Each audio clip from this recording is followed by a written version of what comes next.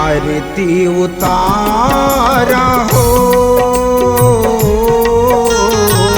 दियला थारी माधर के राम तोरे पौरिल पर के आरती उतारा हो आरती उतारा हो दियला थारी माधर के राम तोरे पौरिल पर के आरती उतारा हो।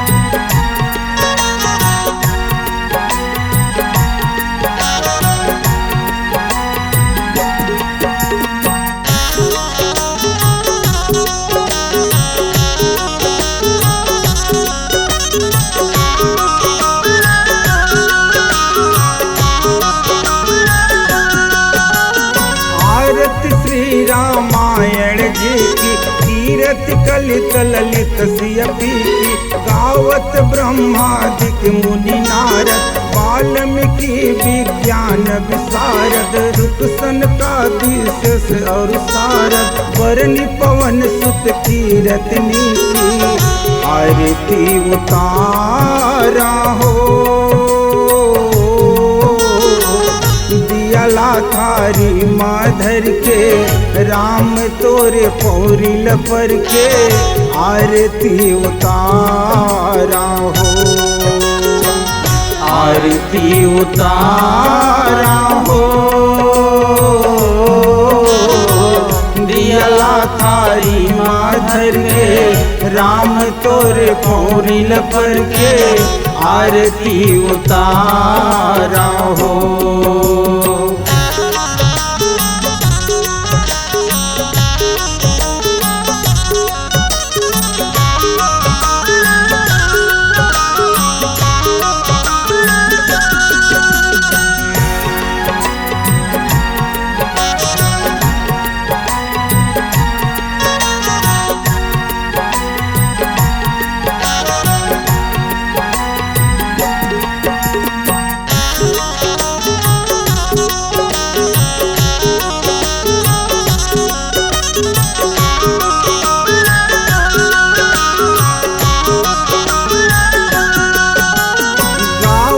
वेद पुराण अष्टदश छाव शास्त्र सब ग्रंथन कोर मुनि जन धन संतन को सर्व सारयांश सामत सब एक गावत संतत शंभु भवानी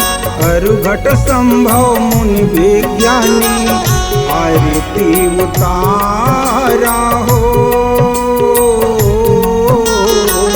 दियला थारी माधर के राम तोरे पाँवल पर के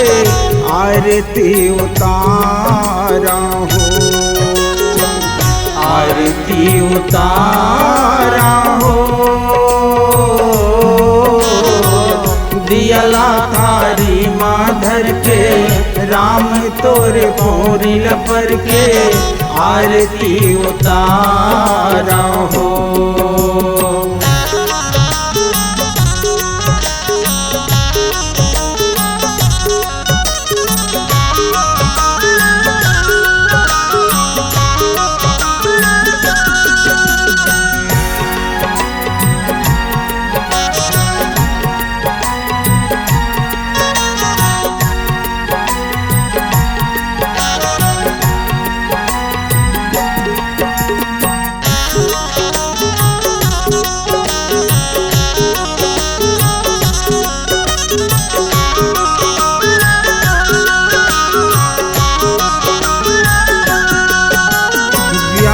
आदि कवि वज बखानी काग भुसुंड गरुड़ कही